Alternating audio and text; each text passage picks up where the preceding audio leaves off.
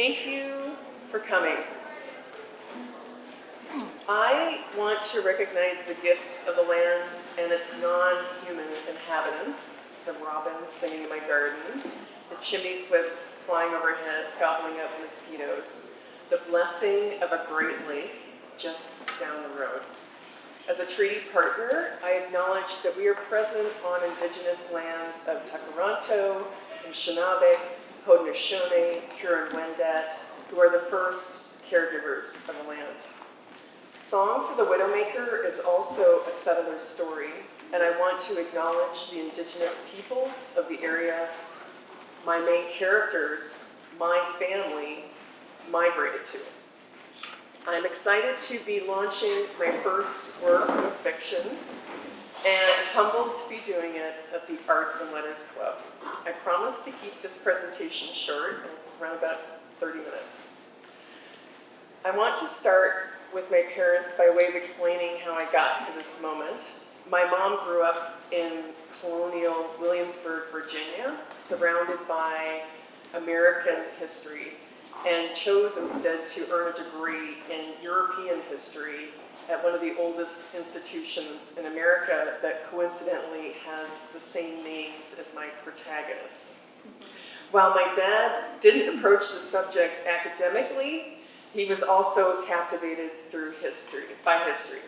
So throughout my childhood, my brother, sister, and I were immersed in historical and memorable experiences, visiting Gettysburg and looking at my ancestors' headstones, the annual recognition of Memorial Day, and while my parents instilled in me a love for nature, a family outing was one often spent in a cemetery. When I was a young adult, I also devoured the Kent Family Chronicles by John Jakes, The Rebels, The Seekers, The Furies, such great titles, only after they were first finished by my mom. And these were my first taste of historical fiction. While I've always had an interest in genealogy, my capacity to follow tangled tree roots were limited for a variety of reasons. But the 21st century is an amazing time to undertake genealogical endeavors, as the online records now are remarkable and highly addictive. I liken it to gambling, buying credits on scotlandpeople.com, trying to find the right person out of the amongst of hundreds with the same name. But with births, deaths, population census documents finally in hand, all PDFs, a nicely fleshed out family tree for this branch, I had more questions than answers.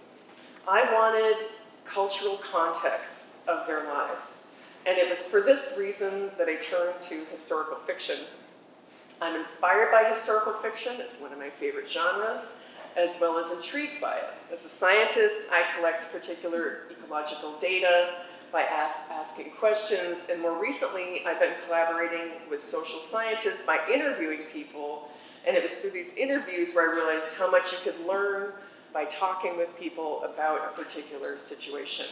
And I believe historical fiction has something similar to offer, a story interwoven with historical knowledge.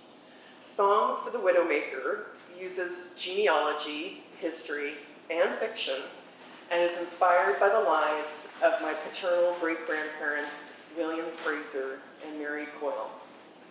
Mary and William were Scottish working-class individuals who immigrated to America at the beginning of the 20th century. We have no diaries or letters, and only a few precious photographs, of which I've shared with you, that are up on a few of these posters around the room. So using historical fiction as my platform, my aim was to learn about their time and create what is hopefully an entertaining narrative. You may be thinking, let's get on with some music. I'm sure you can see on the instruments around the room, but I do want to tell you, I do want to provide an explanation as to why there will be music at a book launch, despite the title. At the beginning of each chapter, there is a quote from a poem, mostly John Harris, who wrote a lot about mining, or songs from broadsheets. And a broadsheet was an opportunity for the populace to share in their creativity. Think, 19th century Facebook. Where in Dundee, where Mary Coyle grew up, broadsheets were published weekly by the Poets' Box, and many that still exist are anonymous and not set to music. Some are, however, and I would encourage you to listen to Dundee Weaver, which can be found on YouTube. Not right now, though. The ones that I selected for the novel were to match the theme of the chapter, and I put 3 sets of lyrics to music, which we will be sharing with you tonight. The first song is Mill Girls, is for Mary Coyle, my great-grandmother. Mary worked in the jute factory, and jute is burlap, spinning coarse fibers.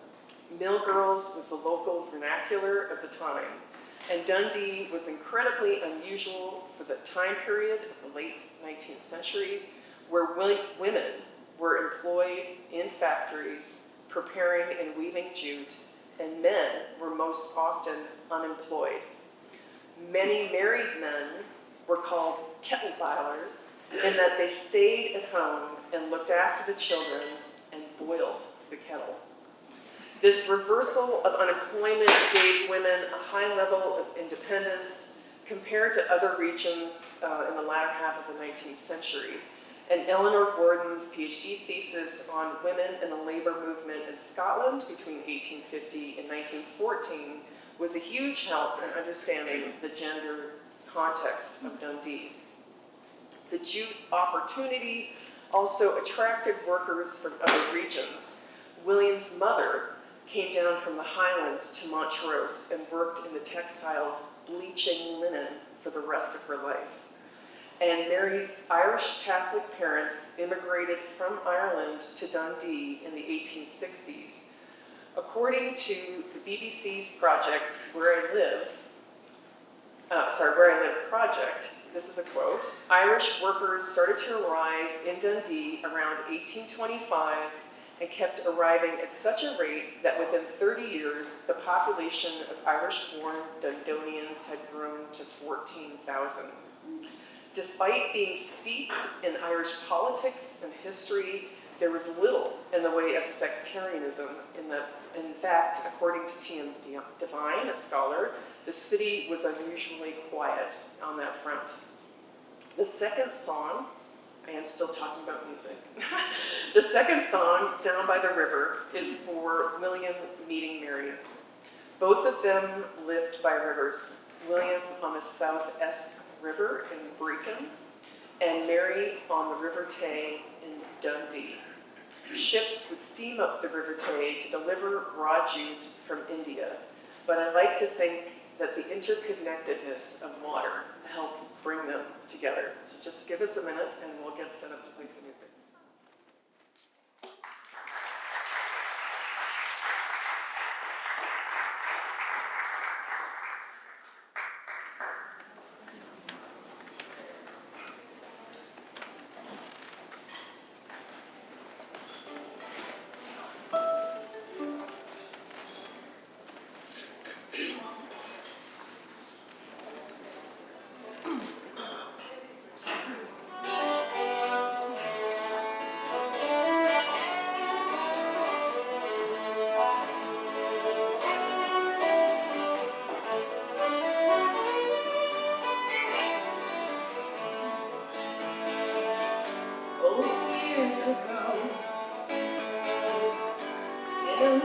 Beside the sea dwelt a little maiden, light of her faith to me. The mill wheel now is silent, the maid's eyes are closed, and all that now remains of her are the words that she sang to me.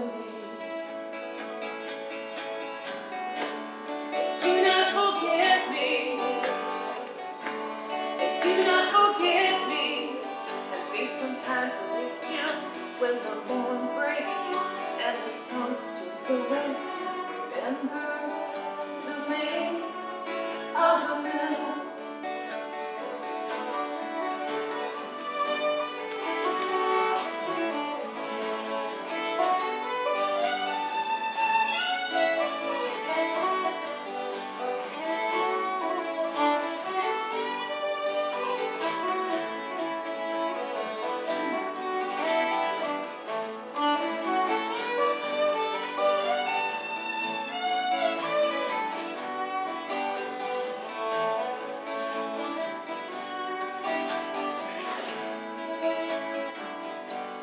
Years have passed, and gray hair, I look around.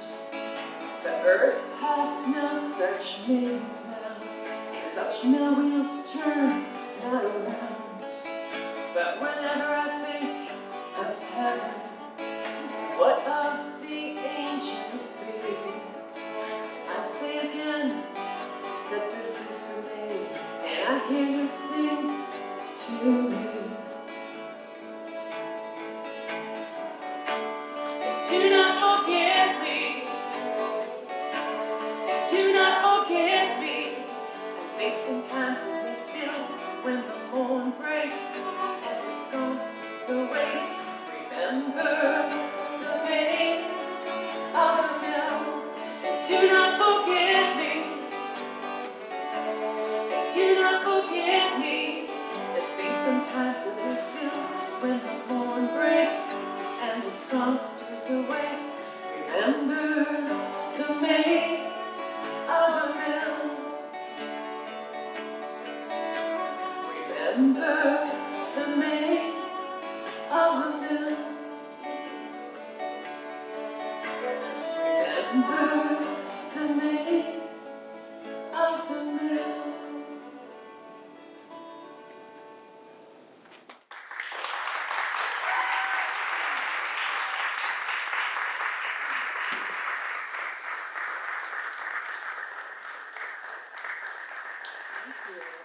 And just my jamming buddies who have joined me, Anne, Anna, and Joel.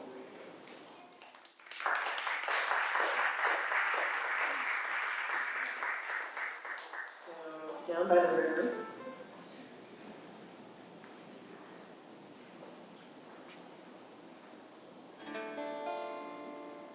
Down by the river. Down by the river, down by the river, I stray. Twilight shadows close, soft the music's play. Lull nature to repose. Down by the river, I stray. Beside the stream a maiden dwells, my star of an eventide, pure as a water lily bell. Down by the riverside, a treasure worth the sea, and one to all the world I know, who's all the world to me.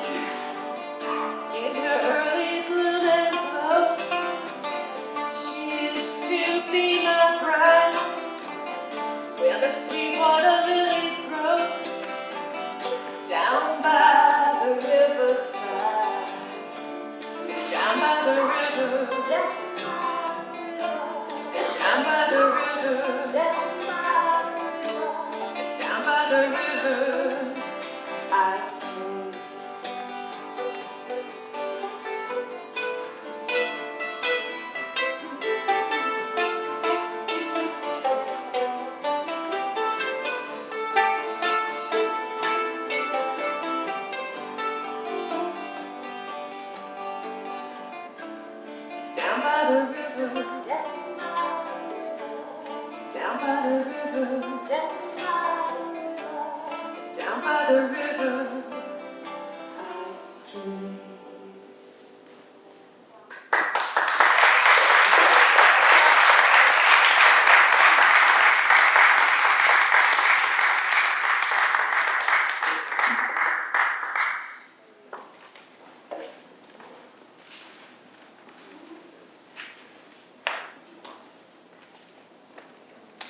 Never put a gray pick on a gray background. It's destined to be lost.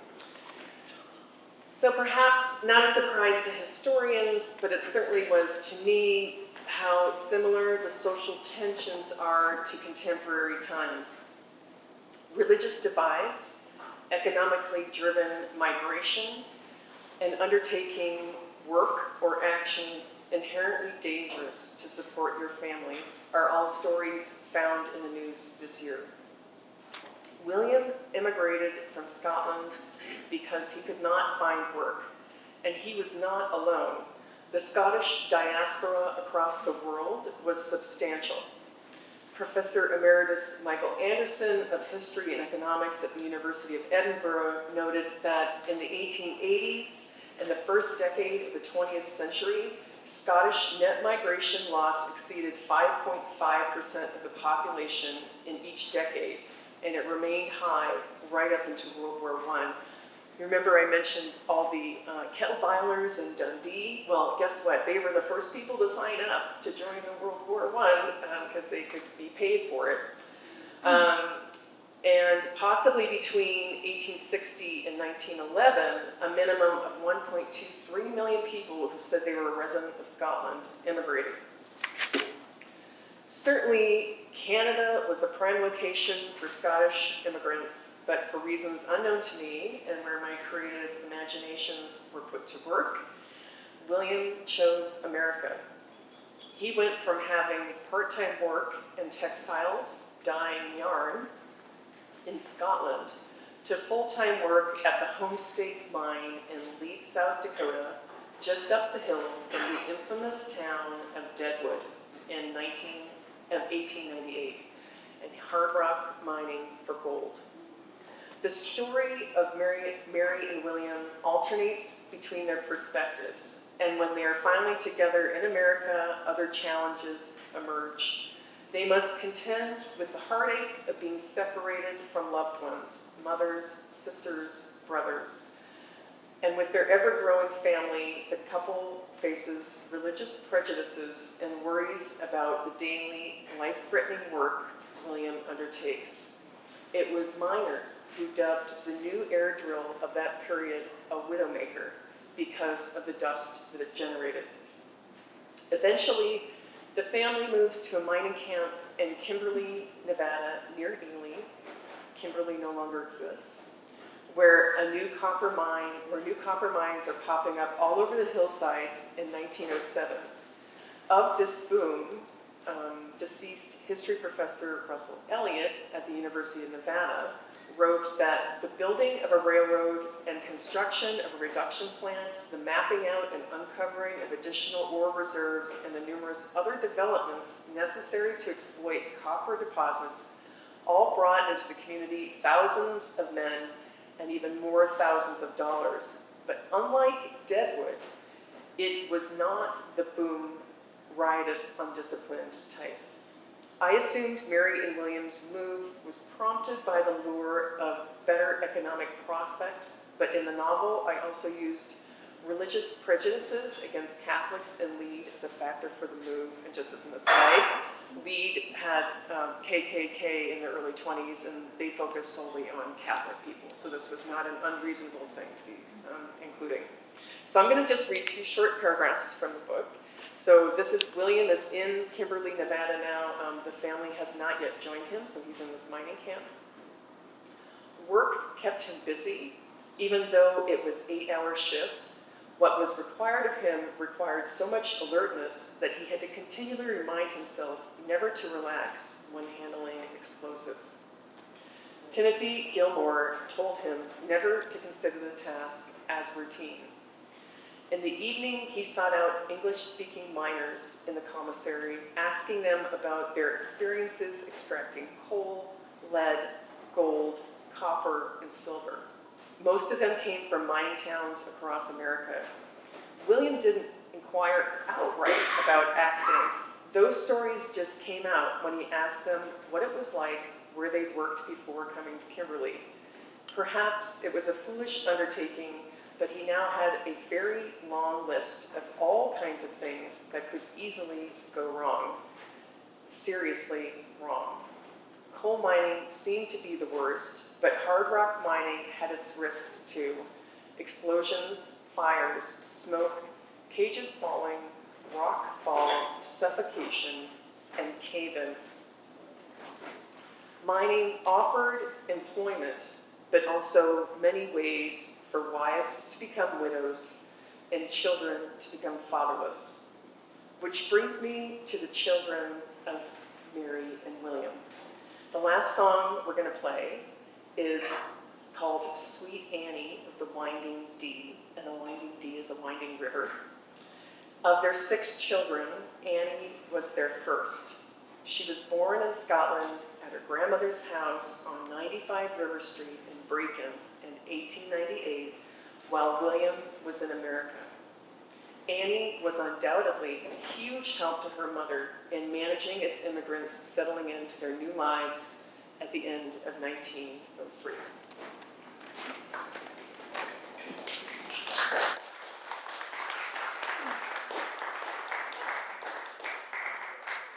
What a good audience you guys are. Because we're all friends. Yeah, I know. Of course.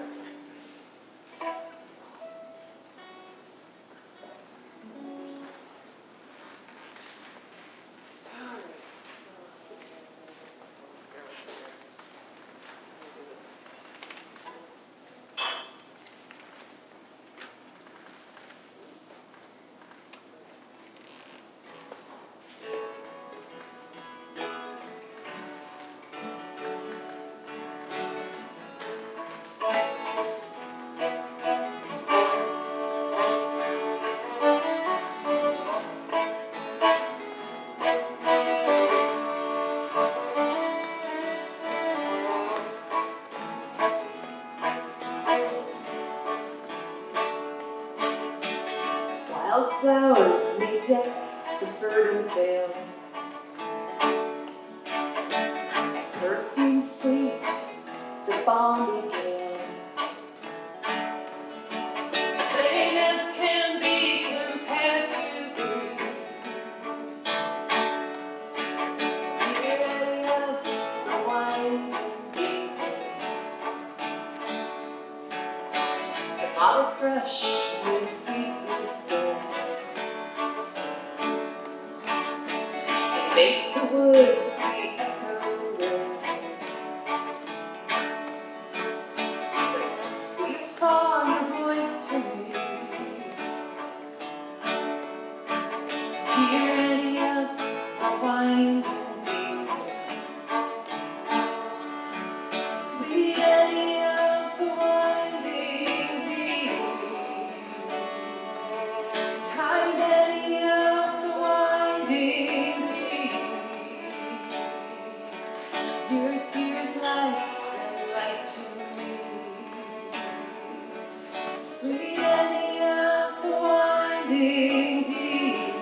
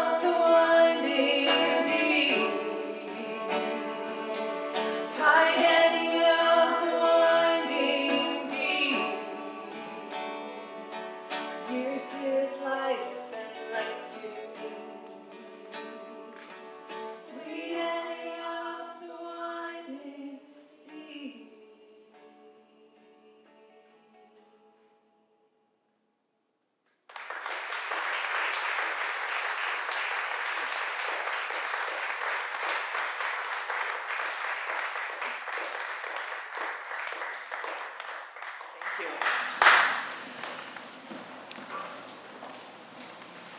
There are many folks that have helped me along the way. You know who you are, and thank you. Present in the room, Lawrence Packer, my smart, funny husband. Yay. And my daughter, Laurel Smith, both of whom gave me great feedback on various iterations. Thank you to my musician friends for joining me, and yes. Folks at Friesen Press, and thank you all for coming and listening, and I hope you enjoyed reading the book as much as I enjoyed researching and writing it. So thank you, and have a great evening.